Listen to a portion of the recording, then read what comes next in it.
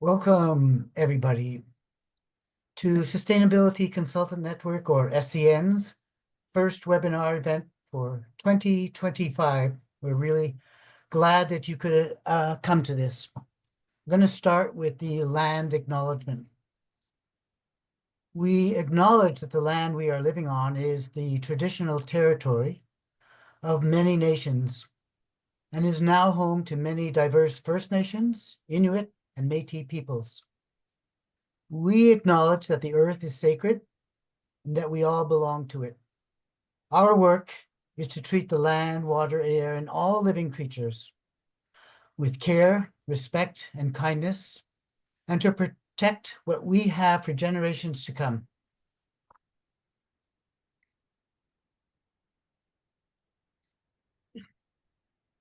Hi, I am Mark Tackefman. And I'm Stephen Poon, and we are your hosts for this evening. And so let us start this evening by getting to know each other, and we'd like to invite you to participate in a little poll to understand about the demographics about the audience. Veronica, please.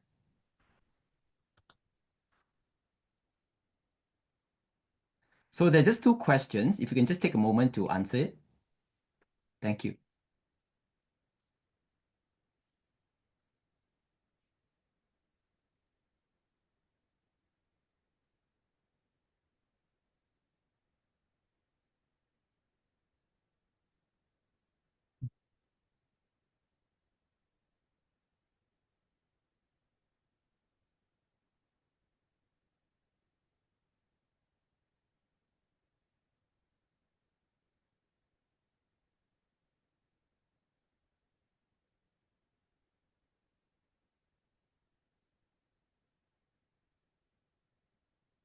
Okay, so we're seeing the results coming out, and so I'm just reading off the bar chart here. So it looks like we have a big group of people from the working professional group, and some from the students, and a smaller group from the non-profit. And most of you got to know this event through social media, and some of you through your professors from the school, right? Probably from myself or one of my faculty as well. So thank you very much. So nice to know the composition. Okay, so let's move on. And so Mark, over to you. Hi, so our focus tonight is on our local community groups and how we can be inspired by them. By exploring environmental grassroots in Toronto, we can learn how to create a greener, healthier future for us all. For this reason, we have chosen to showcase two successful organizations.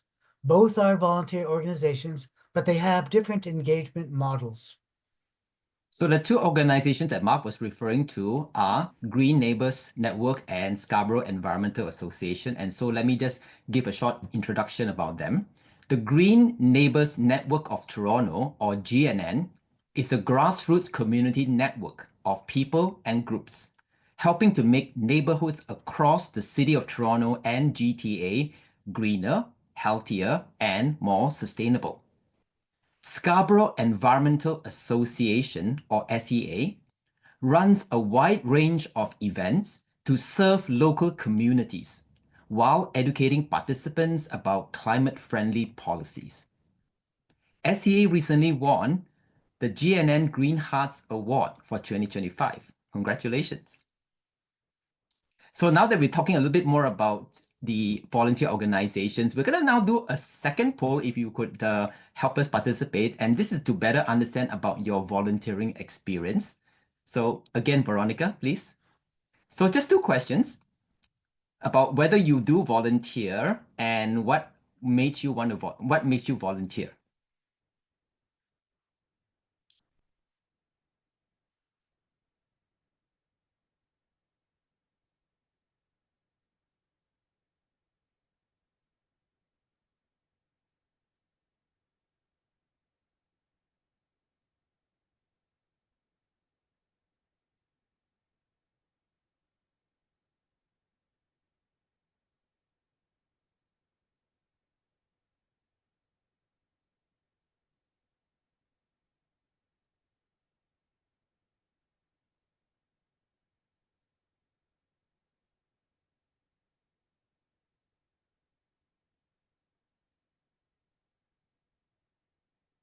Okay, so as the poll results are being updated, so it appears that we have a mixed group of people, those who have not volunteered or are considering, equally balanced with those who are engaged in one or more organizations. So I think you've come to the right place for those of you who are looking to find out more, right? So we hope that this webinar will be able to give you some answers and also provide you with the opportunity to ask questions to our speakers itself.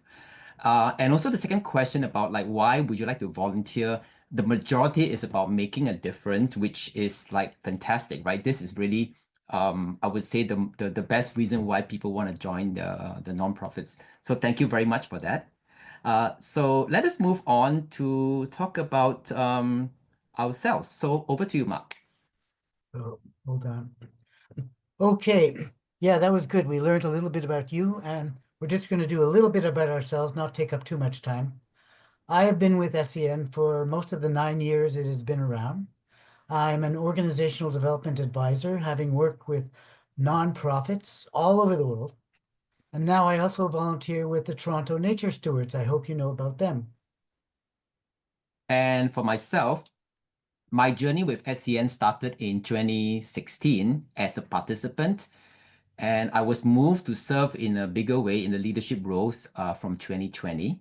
Sustainability and empowering lives are a very important part of me, and that has been like the guiding point to decide what I want to do and how I spend my time. And for that reason, aside from volunteering in SCN, I teach sustainability in Seneca Polytechnic, and as well, I mentor students in an entrepreneurial club in the Polytechnic. I also volunteer in Impact Net Zero, which is the other environmental grassroots I'm involved in. Okay, thank you. Before we begin, I'm just going to give you some quick housekeeping notes. As you may appreciate, this webinar is being recorded, and the recording will be made available to you after the event. You should be on mute, but if you're not, please put yourself on mute so that we don't have background noise. And you are encouraged to put in questions into the chat for our Q&A session after we hear from the two speakers. You can use the chat box, which is at the bottom of your screen, and put your questions in there. And if you have a specific person you want to tag, please put it in. Our team will be monitoring the chat, and we'll look at the questions at the end of the speakers. Thank you. Okay, and I'd like to just share a little bit about the organization Sustainability Consultant Network. You heard that mentioned at the beginning by Mark, and then we keep on saying the acronym SCN. So what exactly is Sustainability Consultant Network? So SCN is a grassroots organization based on the GTA, dedicated to fostering a regenerative and sustainable society. SCN brings together environmentally conscious individuals to share expertise, engage in meaningful discussions, and drive change through events, workshops, and advocacy. And so that will be a beautiful segue now to talk about engagement for me and Mark to introduce our two speakers of these two established organizations. So I will introduce the first speaker, Mark Simmons. Mark Simmons is the co-chair of the Green Neighborhood Network of Toronto, the GNN, and he has dedicated his career to the public and non-profit sectors, playing a leading role in shaping provincial policies, programs, and initiatives. Currently serving as a team lead at the Ontario Ministry of Health, Mark provides policy leadership on strategic initiatives aimed at improving the healthcare system. Mark also co-founded St. Lawrence Reduces, a local reduction initiative inspired by the Canada Reduces model. Mark previously served on the board of VegTO, a Toronto-based nonprofit that encourages plant-based eating for a healthier and more sustainable lifestyle. It is my great pleasure to invite Mark Simmons on stage. Mark, please. Hi, everyone. Pleasure to be here tonight.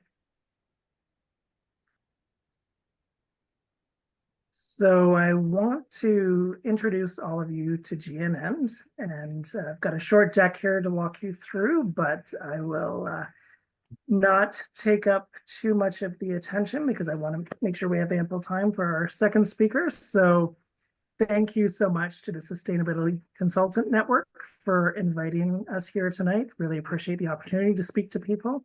And thank all of you in the audience for being here as well. It always lifts my spirits when I see other people who are interested in getting involved, helping out, and making a difference. So great to see everyone here.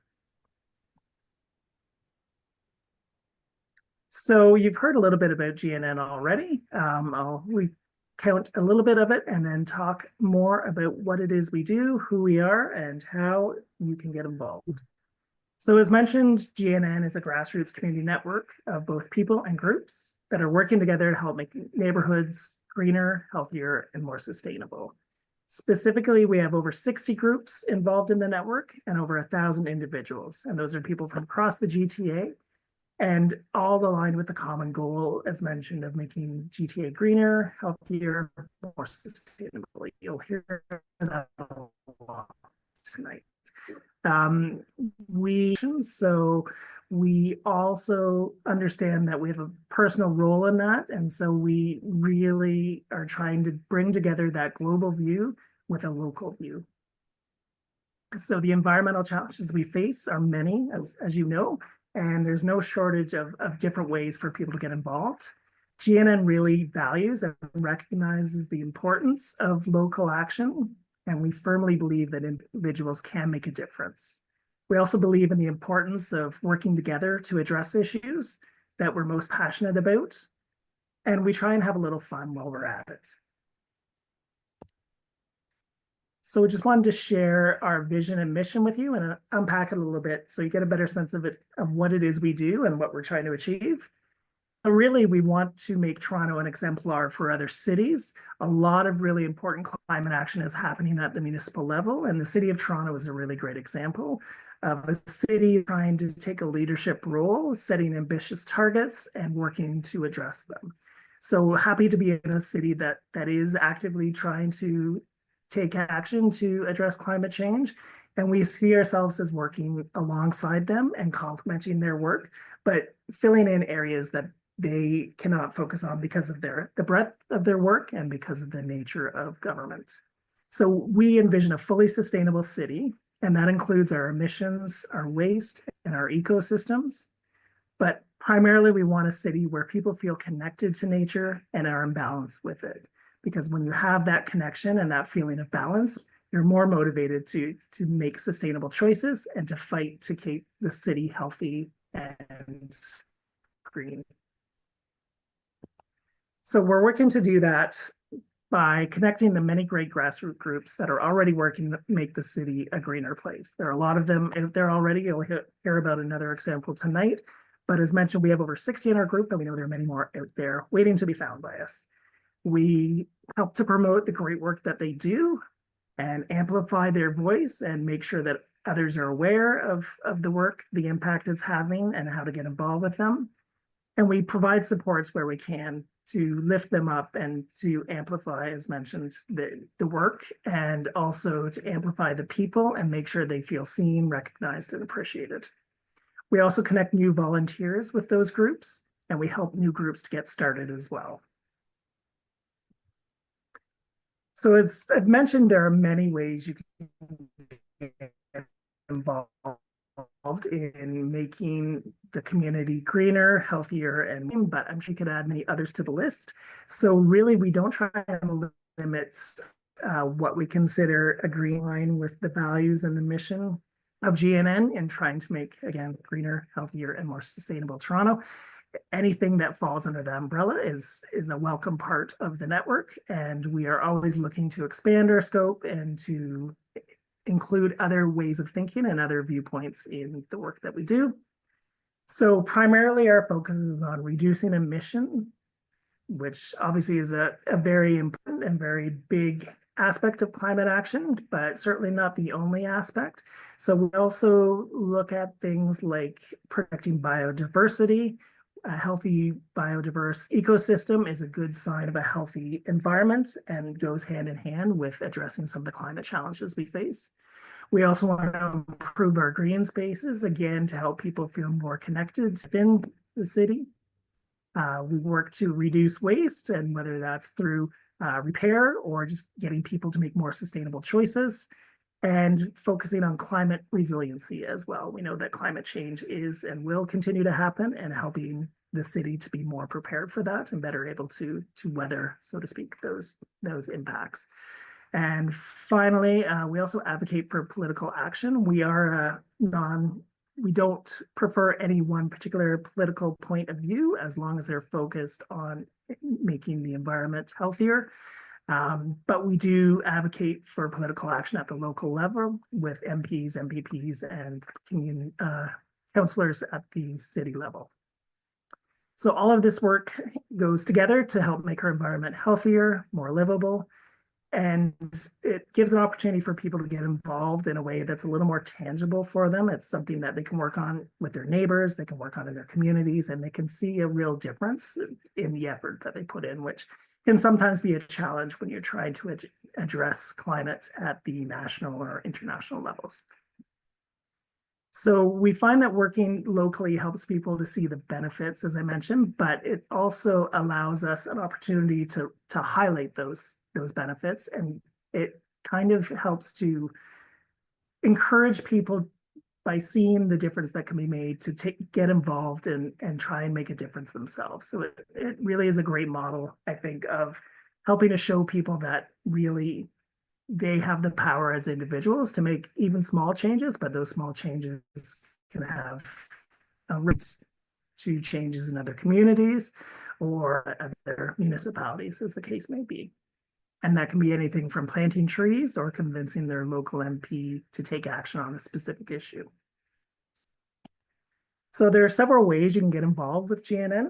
You can join as an individual member, and what that means, you'll be part of the network. You'll get all the information that we share with members, including our newsletter and other sources of information. You'll hear about opportunities to get involved with member groups and hear about a lot of the great things that are happening across the city by those groups. If you're already part of a group, you can join GNN as a member group.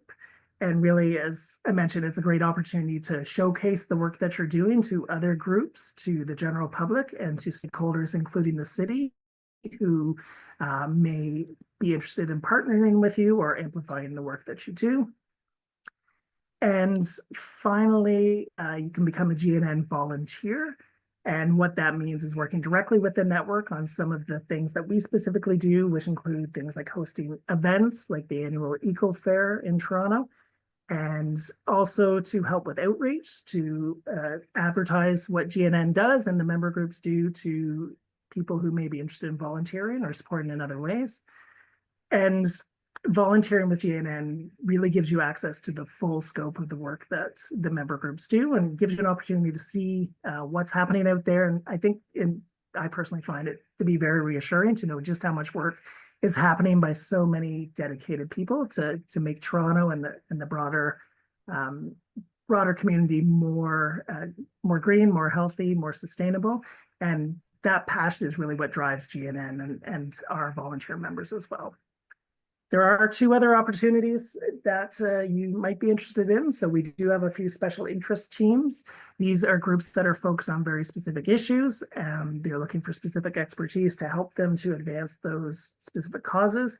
So one is on building retrofits, which, as you may know, we have a lot of old buildings here in Toronto that need to be retrofitted to make them more sustainable and climate friendly. A lot of really great work is happening around that, both from the city and individuals and groups, but always more work to do. So that is one opportunity if you have that interest and expertise. We also have a political advocacy group, as mentioned, and the goal of that group is to have members in every riding that can reach out to their local politicians, whether MPs, MPPs, or councillors, to talk about specific issues that are of interest to GNN or of interest to the individuals, and that we hope will be of interest to the politicians and that they will champion on our behalf. And finally, we have waste reduction groups. There's a lot of opportunity for people to change the way that we eat, the way we interact with the environment, and change can happen both from the top down, from government changes, as we've seen in Toronto and Canada, where they've prohibited certain types of plastic, but it also can be driven from the ground up. And there are a lot of really great examples. Canada Reduces is one of them that is really looking to get the community involved in making more sustainable choices. And finally, if none of these appeal to you, you always have the option to start your own neighborhood green group. So this is for someone who maybe feels passionate about a certain issue and they want to tackle it within their own neighborhood. Hopefully they know a few other people who are interested that can work with them. And what GNN can do is provide some support, some guidance to help get that group up and running, give them some of the resources that might help them to do so, and connect them with other groups that can give them guidance and advise them on the best path forward. So several different ways to get involved. If you're interested, I'm always happy to discuss any of these in more detail, and I hope one of them is of interest to you. And if not, as mentioned, we have many member groups, all focused on a wide array of topics. So if JNN isn't what you're looking for, then please consider one of the member groups who are doing really amazing work out there. So thank you so much for having me here tonight. Really appreciate the opportunity to share what we do and to talk with you. And I hope you'll consider becoming a member of GNN or one of our groups, and happy to answer any questions you have a little later in the discussion. Thank you, Mark.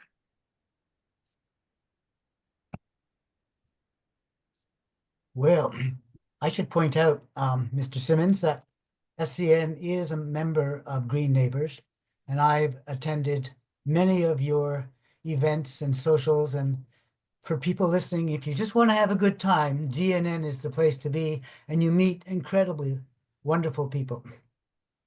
So our second speaker is Fiza Khalid, who is the co-founder of the Scarborough Environmental Association, or SEA, or C. She is C's social media manager and a dedicated Scarborough community organizer. She was enrolled within the Pathways to Education program, where she gained a deep appreciation for the significance of mentorship and community engagement. She also serves as a board member for TTC Riders, where she advocates for improved and accessible transit across Toronto.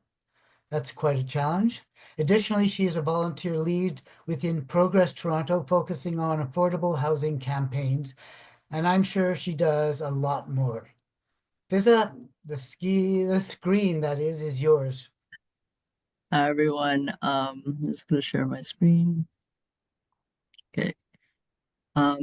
So welcome everybody. My name is Fiza, as Mark introduced me as. SEA is relatively smaller compared to GNN, but we do a lot more. We do a lot in Scarborough. And so how did we get started? It was through a small grant of $2,000 through the city, where we just wanted to do cleanups in our neighborhood. And it was through the climate action grant. And once we started getting more involved within local groups and understanding what advocacy within Scarborough actually looks like, we were like, oh, this can be much bigger. And so it was a small action of me impulsively being like, I want to clean up a park near me. And then it kind of grew into something much larger.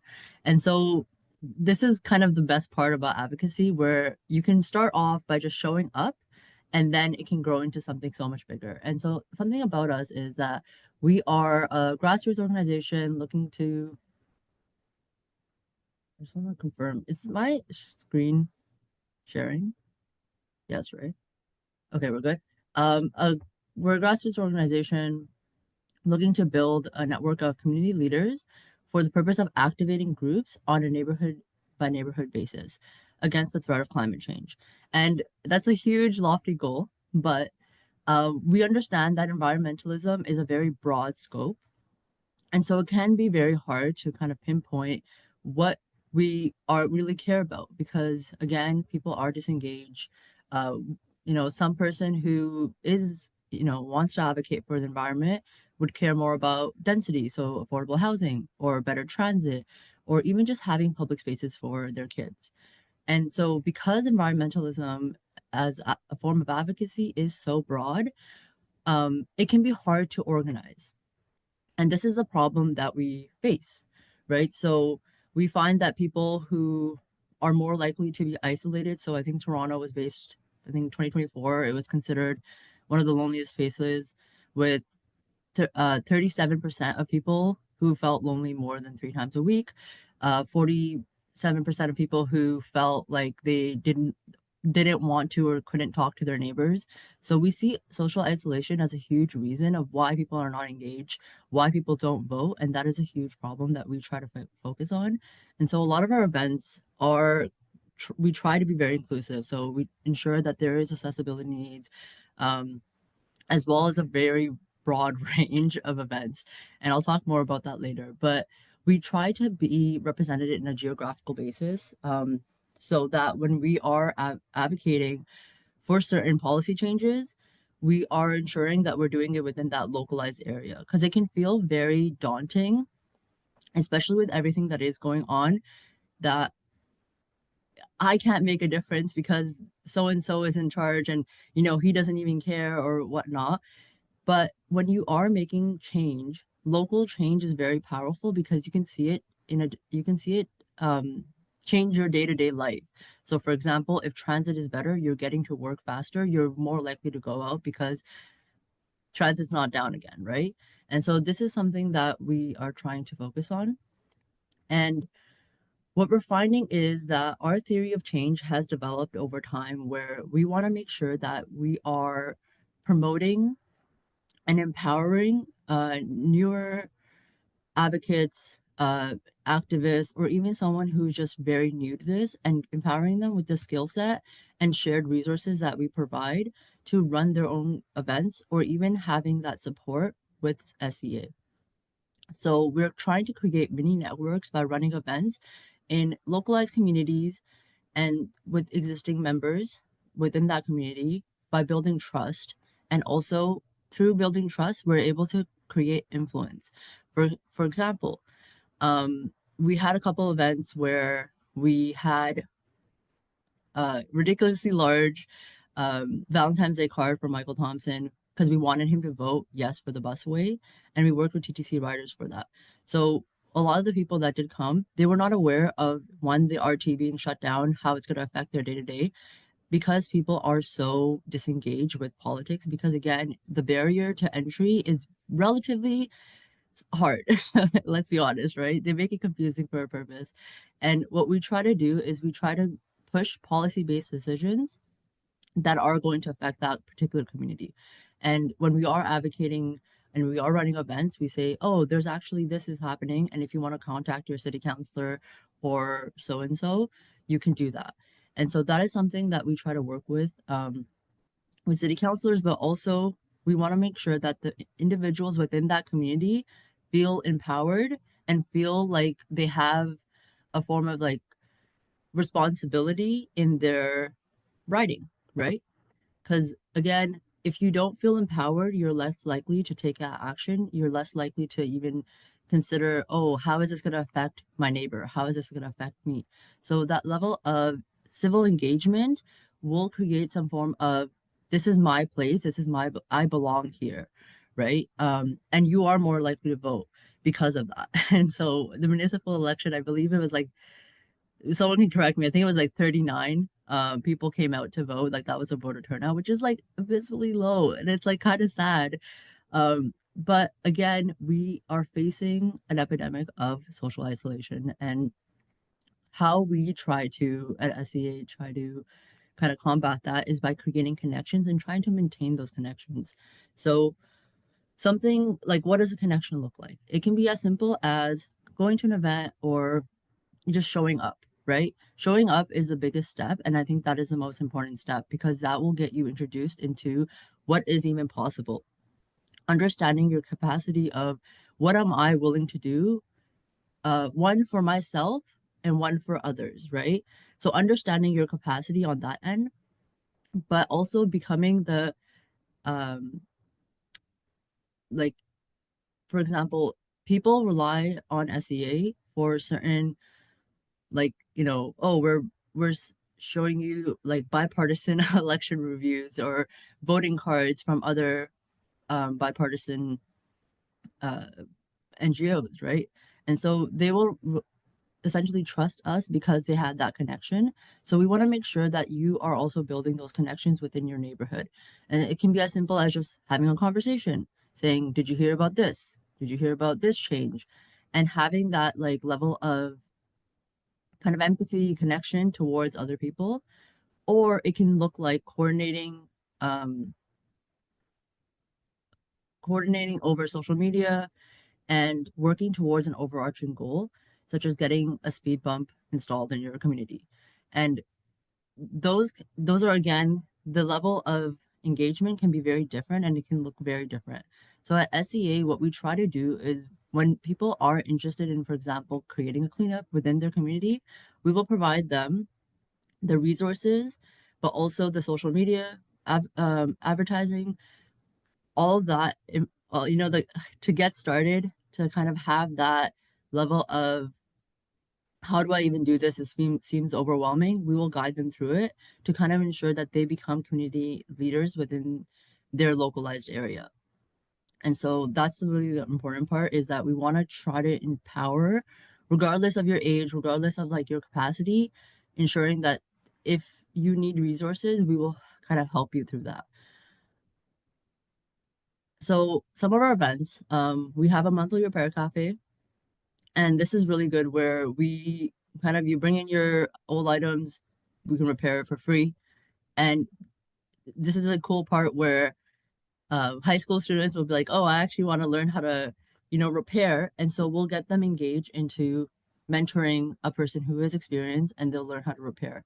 And same with the bike repairs, we have those in the summer as well, and park cleanups. And a lot of the park cleanups are based off of like what kind of our audience wants to do. So we'll have one person who is a volunteer, probably doesn't come to events as much, but really wants to do cleanups. We'll have them plan it out, we'll have them set the date, and then we go through with kind of helping them plan it. And so again, it is trying to engage the community members at where they are and you know what their capacity is. So we do toy swaps and clothing swaps as well. These are monthly. The toy swaps are only during December or Christmas time. And we do bird watching. And a lot of these, you can probably tell, like, these don't really seem political in nature, right? And that's the interesting part, where we're trying to provide services to the community so that they can engage with their local environment as well as their local, you know, groups. And so we try to really promote local groups. And we talked about nature stewarding. I'm also a part of nature stewarding. I love it. I highly recommend it. It's like one of the best things I've joined. But we also try to make sure that people are connected with these groups. And it can be, again, as simple as showing up to a run club, because you are still engaging with your neighbor. And we want to make sure that we are, again, engaging with people in a very meaningful way and showing up.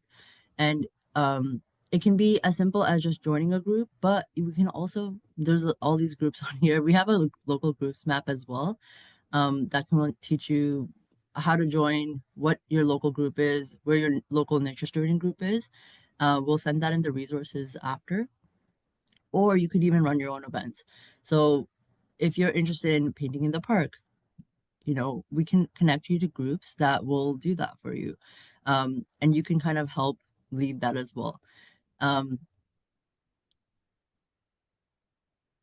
then we have, essentially, by getting involved in certain stuff like nature stewarding, where you do start valuing green spaces, you are more likely to focus your interest on how to make this space better and how to make it better for, again, my neighbors. Because that level of engagement is very hard to get.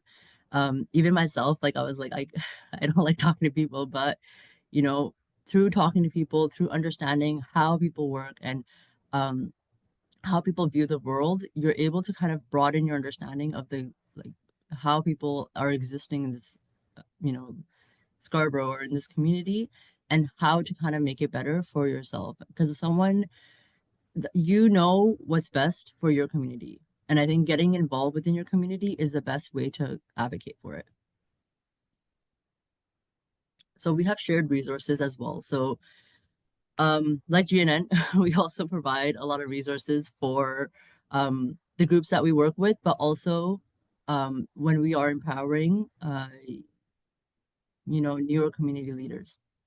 So it can be one, just promoting their stuff on social media, or it can be providing them community spaces, providing them volunteers for their events, or even like graphic design. And we have like a tool library as well, where again, if you need cleanup tools, you need I don't know, like repair tools, we will provide that for you because we have a lending library. And a lot of the stuff that what we recommend is how to get involved is again, just joining your local group. It doesn't have to be SCA, even though like I'm here to present on SCA. It can be a nature student group. It can be something that is within your capacity and kind of building from that. And if you don't want to build from that, that's okay. Because again, at the end of the day, you're showing up and that's the important part. But where SEA would need kind of support is we have a lot of repair cafes. We would love someone to just like help like navigate that as well. We have like clothing swaps. So the main part is when cleanups are happening, we want to make sure that people are aware of it. So if it's as minimal as there's postering, so stuff like that, where you are able to engage in a meaningful way. Yeah. And then we have an upcoming event where Scarborough Eco Fair. So this is kind of like a lot of stuff on one day. So you can find kind of what you're interested in. It can be, for example, you're interested in, what is even native plants? How do they help my environment? So we have a seed exchange if you're interested in gardening. We have a clothing swap, so you can bring in your old clothes, exchange them for something new. Bird watching, honestly, don't knock it until you try it. I got a little obsessed last year, and it is a good way to kind of get people into parks, being engaged in nature, but then also understanding, hey, how can we make these parks actually more accessible? Why is there no washroom? Like, did city council vote on closing the washrooms? You know, these are questions that like we try to ensure that people are asking when they do come to our events. And a bike repair, we have a bike repair as well. So if you want to volunteer as a person who's trying to learn how to repair bikes, or even if you want to get your bike fixed, that is an option. So it's again all around. And then you can also meet local groups. So we'll have a bunch of we'll have nature stewards there, and you can understand what your local park is and find out how you can actually support your local park. Because again, action doesn't have to be this intense, apathetic, like you're just like, ruining your own like mental health for it, but it can be something that actually empowers you and makes you feel better. And this is why I recommend nature stewarding, where you're able to just get out, you understand that you're fixing a park and you're, removing invasive plants, but you're doing something for yourself as well, where you are going out in nature and just like having a good time with like people who are like-minded. So thank you so much. I'll stop sharing. Thank you. Thank you, Fiza. That was amazing in terms of what you are providing, and I just want to like speak a little bit about what you shared. And I think the issue about social isolation is so real in Toronto. The people that I speak to as well, a lot of them are like just trying to make some. They really don't have time to create space because of work and other stuff. And the fact that you recognize that, and that's part of the whole fabric of what you're making SCA to work, and then offering activities as a way to bring them together. I think that's so relevant and so needed. So I'm so happy that I'm hearing all this and the activities you're doing. Thank you so much for that. So thank you, our two speakers, for sharing about the amazing things you're both doing. And so what we'd like to do now is to move on to the question and answer session. So to all of you, our audience, if you have questions for Mark and Fiza, or to both, please do put it down onto the chat, right, in the Zoom. And you can activate the chat by finding the little chat button at the bottom of your Zoom window, right? So knock it in there. And while we have questions that are coming, so I'm going to start by asking both of you a question, right? A common question. So Mark and Fiza, could you share what inspired you to do the work you're doing, like what was that light bulb moment? And also, could you share like how were you successful in growing your organization to what it is now? Because both organizations are like very established and very sizable, so it's something to be proud of. So talk to us about your journey to this stage. Sure, happy to. I'll Can we go start first with- if that's okay. Yeah. So what lit the spark for me? So I'd say that I was an armchair activist for several years, where I would sign petitions, I would get all the newsletters, I was getting informed and learning more about what was happening in the environment and opportunities to take action. But that, filling in petitions, sending letters to MPs just didn't feel like enough. It felt like I needed to be involved in a more active way.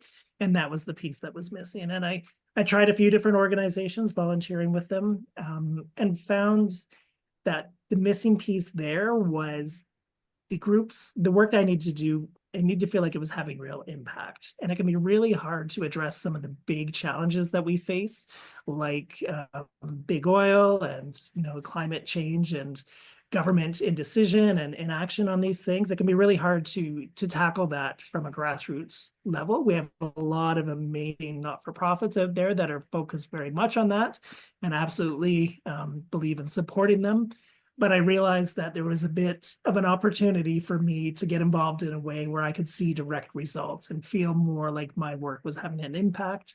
And that meant focusing more locally and focusing more on doing work where I could see the results, whether that's planting trees, reduction, encourage to go speak with their local MP, just really focusing on things where I could feel the results, because that really reinforced the value of what I was doing and motivated me to want to do more. So I think it was really that moment of realizing that, taking a kind of neutral stance and filling in petitions is something, but it's not enough. And it was important for me to feel like I was actively involved. In terms of the organization and its growth, I get zero credit for that. The organization's been around for since 2019. Lee Adamson is the lead and really the heart of the organization. She's on a well-deserved vacation right now, so you've got me. But she really is the one responsible for helping GNN to get started, along with some great partners and other organizations, and bringing it to life and growing it. But I'd say, generally speaking, that the success behind GNN is really focusing on people working together, focusing on local communities, and helping people to think about working with others as working with your neighbors. So getting back to that idea of we're all kind of in this together, we're focusing on the same issues. If we make changes, whether it's to a green space or reducing waste, we all benefit from that. So using that as a way to encourage people to work together on local issues really, I think, lit a spark for a lot of people, and was a big part of the reason why members wanted to get involved with us, and individuals as well. I'll go next. Yes, please.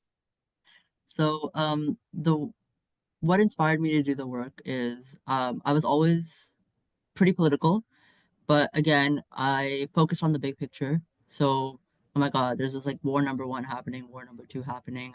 I'm just depressed and I don't know what to do. And then I would canvas, and for like party politics, I found that was very divisive. It was hard to kind of engage people in a meaningful way. So I got pretty like apathetic and I was like, there's like no point of doing anything. And after kind of volunteering with Progress Toronto, I realized that their like theory of change was to create influence through one, connecting with through canvassing, so connecting people through policy changes that may be happening in their region. And so because of that, I was like, oh, if I were to engage with people in kind of a local way, it would be more powerful. I started kind of going to cleanups and then being like, okay, this is actually I don't feel drained after doing this. Because after like canvassing, after like, reading the news, I always felt so drained, and I was like, I don't know what to do. Like, I feel like I want to do something, but I just feel like it's all so above me, where it's like, how am I going to tackle big oil by eating like, vegetarian food? Like it just feels like very overpowering, and overwhelming. But I felt like when I was doing anything local, I kind of started understanding like, oh, if I can see a bit of change, even just 1%, I can at least see that change, right? If someone can come up to me being like, thank you so much for like, coming to this cleanup, because that's kind of like how I started, I can actually see that change where there is that appreciation, there is that like, um, this park is clean at least, right? People are able to walk through it without feeling a certain way. And so I was like, okay, we need to do more like local environmentalism and advocacy. And I think that really kind of changed the whole like understanding of advocacy and understanding how to connect with people as well. Because again, I'm not interested in arguing my ideas with you. Okay, I'm not like interested in arguing politics with you. It's more of like, are you able to show up for your neighbors and are you able to kind of engage with people in a meaningful way? And I think like engaging with them as human beings, as people who, you know, don't have all their ideas figured out, but I don't either, and that's okay. I think I was able to do that through SCA, and being able to organize through SCA has really kind of open my ideas of like what is possible in your community, but also I think um has really like shed a light on like when people are engaging with us. Like for example, like they'll message us and be like, oh, what are you guys doing this weekend? Do you have anything planned? And it's just they just want a family outing, right? So it's like it doesn't always have to be political in nature, and I think that that is important where if you are connecting with people, that is a form of like politics, and it can be very radical, and I didn't realize that, and I think like that's such a simple message, but once I started realizing that, I was like, oh, there's so much that we can do locally. Like it's very amazing. um and then in terms of like how we were able to be successful in growing our organization, I think social media had a huge part. um we had one cleanup in the beginning. People showed up to it, then we had another one, no one showed up to it, and then we're like it's like trial and error. And so the whole time we try to make kind of our social media very um engaging and active, so when people are following us they will learn about different topics around Ontario and Toronto. So it's not just like events, but it's like, oh, here's the voter turnout for this election, or hey, do you know about smart track and this, right? So making engaging content, but also making content that is easy to share and you want to share because it just looks good. And so it can be eye-catching, and I think like we're all aesthetic people, we all want to have like something that's like pretty, and we try to kind of really emphasize on like the algorithm and trying to do that, but then also connecting with local groups. So because we were part of the Climate Champion grant, I had access to other climate champions. And so I was able to learn from what they were doing and how it was effective. And so sometimes we would just show up to their events and we would advertise, this is a group that we're starting. If you're interested in joining, let us know. So it was a lot of like peer-to-peer communication in the beginning. And then it started like, um, snowballing, which is really good because it does, again, trial and error. It does take time, but it was like a more of a passion project for myself. Thank you. Thank you, Mark and Fiza. And I think the common theme again is about connecting with the people around, and sometimes it's like sparking, the catalyzing the action itself, because there are people there that kind of like want to do something, but sometimes they don't know, or sometimes they have some hurdles to like get connected. But then I guess what I'm hearing is that you wanted to create impact and you are persistent. So sometimes it's a hit and miss, but after a few hits and misses, then the avalanche starts to snowball, right? So and that's where you are, where you're right now. And so yeah, thank you so much for that.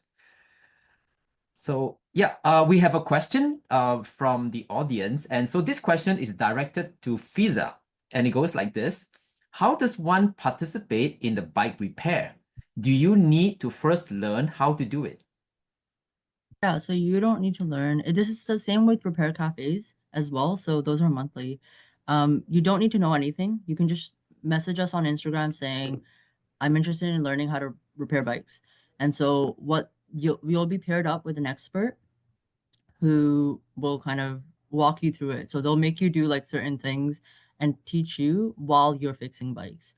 So it is very much of a mentorship option. and this is the same thing with the repair cafe where you're interested in like learning how to like fix lamps. For some reason, we get a lot of lamps that are broken.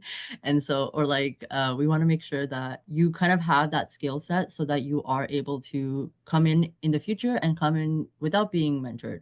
And so you can learn it yourself. You can go home and do it for like your neighbor or your mom or whatever. So you don't need to know how to repair anything. You can come literally just like empty thoughts and just like follow the mentor. They'll help you through little steps. And again, if you continue, you'll actually like learn how to do it. And it is a mentorship option, which is like a huge thing that we emphasize on with SCA. Mark, do you have the next question? You're mute. Let me move over to give Mr. Simmons a question. Does GNN help startup or existing organizations secure funding for their operations? Great question. The short answer is we can assist and point groups in the direction of available funding. It's not something that we actively do. It's kind of on a case-by-case basis, but there are a lot of great funding opportunities out there, including from the City of Toronto. The example earlier that Spond C was a great one. There are a lot of like small funding grants available to get groups up and running, but there are other ones out there as well. And so we really work closely with the city and try and promote the great work and the great opportunities they have for funding. But there are a lot of other things out there. And so as people share what it is they're trying to do and what their goals are, we will try and find something that matches and encourage them to apply and give some advice, if helpful, about how they might increase their chances of success. Do you use members in your umbrella group to assist in other groups? Do you connect them up and create partnerships? Absolutely. That's a huge part of what GNN does. So it really, the network is about bringing individuals and bringing groups together. There's no point in having 5 different groups working on retrofits, for example, all starting from scratch and figuring out how to do it from scratch. So a big part of what we try to do is bring those groups together so they can have conversations, they can share lessons learned, they can learn from each other, and in that way speed up the process of the work they're trying to do and not duplicate efforts, and really again leverage the learning and sharing and cut down on the time that it takes to go from idea to action. So that's, as I said, a huge part of what we do, and lots of opportunity to do that in different ways. So a lot of times it's kind of one-on-one, where if we know someone who's working on a specific issue, a certain group, we'll connect them with others. But we also have had a couple of events, an annual event called the Green Hearts event, where we bring member groups together, sit them at tables to discuss similar topics, and really encourage people to share their best practices and what they've learned with each other, and build networks that way as well. So lots of different ways to do it, but it's absolutely at the heart of what GNN does. So, if I sort of extend the question to you, I know C does do some collaborations with other organizations, and some of the advantages Mark Simmons just explained, but do you see other advantages or maybe drawbacks? Drawbacks in relation to what? To partnering with other organizations? I don't see any drawbacks. I think a lot of the times, like, we do need volunteers and we're just like, oh my God, we sent it to everyone else. And that's not the good thing. But I think again, it is like, if the environmental space, it is so broad where as long as someone is doing something that they enjoy, they will stay in that particular group or in that particular, organization a little longer. Also, I think it's like important to just like make sure that they are doing like more local action. So sending them a little bit further, or it is a little better because we do get people from like Markham and we get like people from like Richmond Hill, and we're just like, is there something that you can get involved with locally, right? And so again, I think it speaks to how a lot of these groups are not in the suburbs to the same extent as they are downtown, right?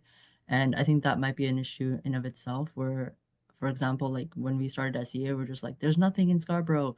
And then once we got kind of into the inner circle, we kind of figured out, oh, there actually is, right? And so again, it's the lack of like exposure that people have, but it's also like it's hard for people to like find certain groups in as well, right? So I think that's why like GNN is so like powerful, where they're able to like kind of pinpoint what you're interested in. Thank you. Stephen? Okay, we have another question from the audience, and I believe this one is for Mark Simmons. So I'll read it out to you. It's about 2 sentences, so I'll read it slowly. So this is from the audience, right? So trying to do a small eco fair in our community. We are planning a swap event and a repair cafe, and also doing gardening and community cleanup. My question is, do you go out to communities in the West End, and what would it take to have your group come out? Great question. Thank you. So first, congratulations and thank you so much for looking into starting this. We need people who recognize the need and are willing to jump in and bring it to life. So we do have groups West End that I believe could support with some of that. So that would be one way we could help. Absolutely, I'd be happy to go out and perhaps Lee as well to talk with your group and give some pointers in terms of how to get started and specifically in the areas you've mentioned. But the real value I think would be to try and connect you with some of those groups in the West End where you can meet with them, learn from them, work with them, and share ideas. So what I would suggest, I'm going to give my email address. It's Mark, M-A-R-K, @gnntoronto.ca. I'll put it in the chat as well.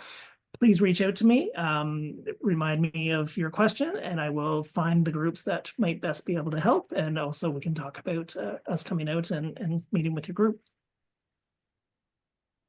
Thank you. This is sort of for both people, and we will be running out of time eventually. There seems to be still a general lack of awareness of relevant environmental issues like waste reduction, air pollution, and so on. What more is needed to fix this? Both your organizations are doing quite a lot. Do you feel that there's more that needs to be done that maybe requires more resources, or are we just at our capacity right now? Jump in. I'm off mute, so I'll go first. Good question. I think it's hard. It's hard. There's so many challenges in the world right now, and the more challenges we add, the easier it is to lose sight of any one particular one. I've certainly gone down that rabbit hole of being so worried about so many things that I lose sight of the climate and environment and have to bring myself back and remind myself I can't fix all the problems, but if I focus on one, hopefully I can make a difference there.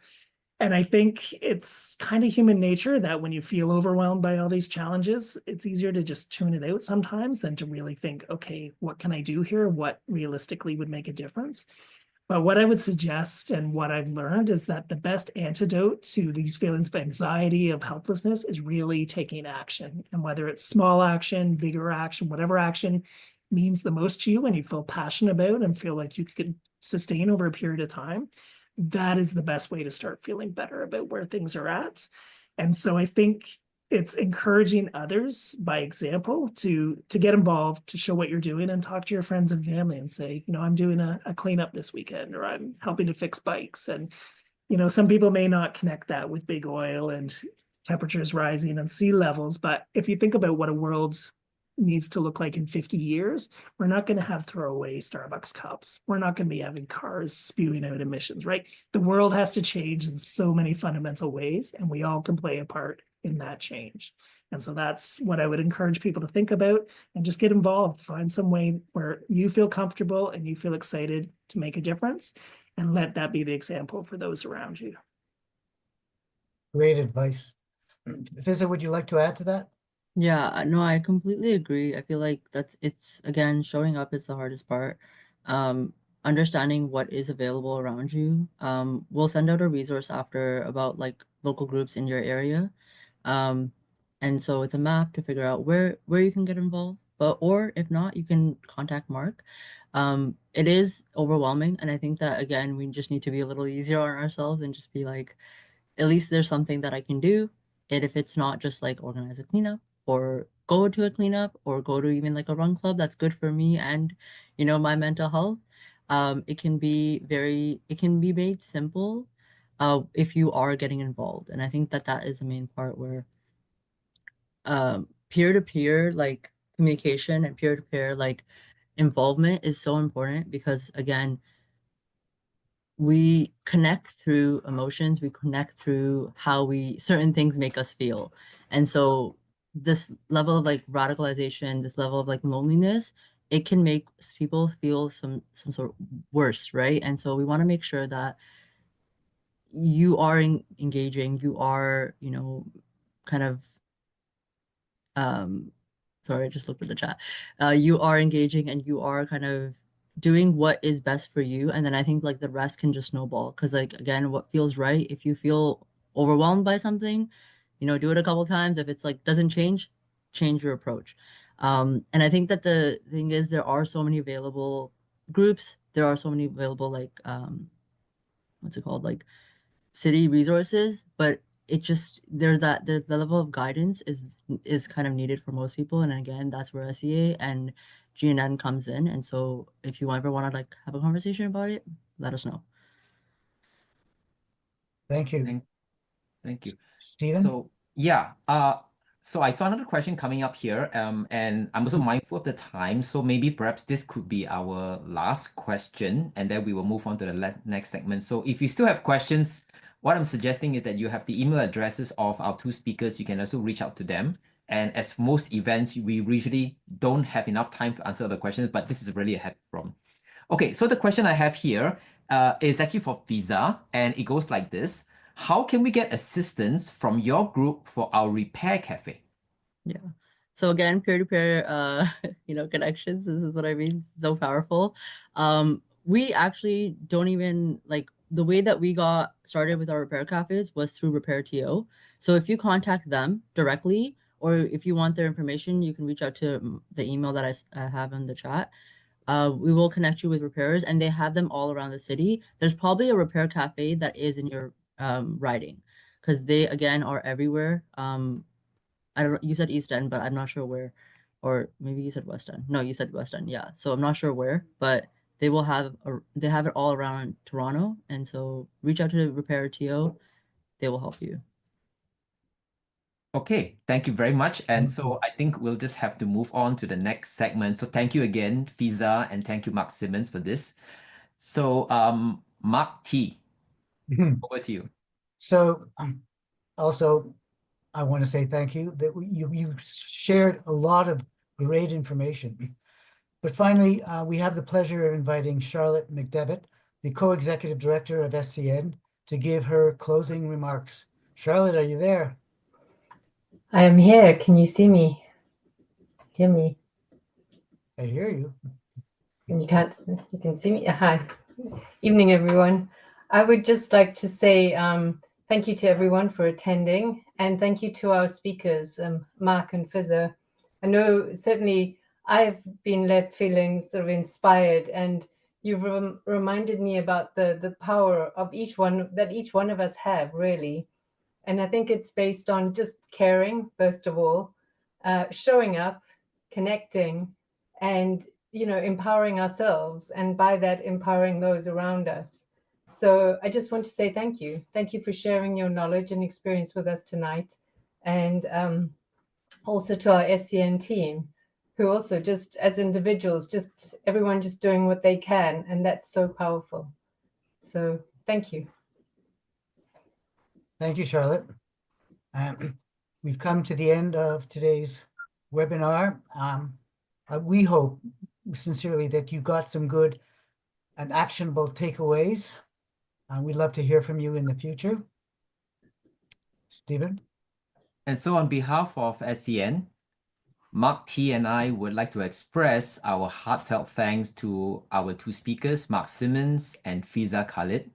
So Mark and Fiza, we really appreciate your generosity, what you've done for the community, and your time spent with us this hour so that we could then help to reach out to other people to really help our community. So thank you so much for that. We're also grateful to Impact Net Zero for being our supporting partner.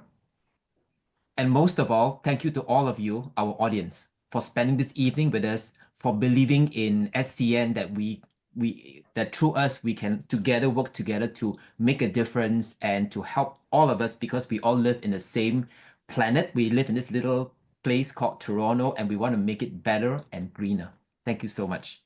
Thank you.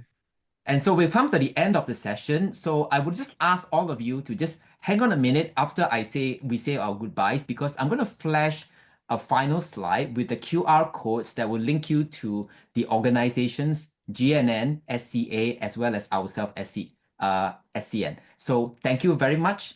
I will share my slide now, and I wish you all a very good evening.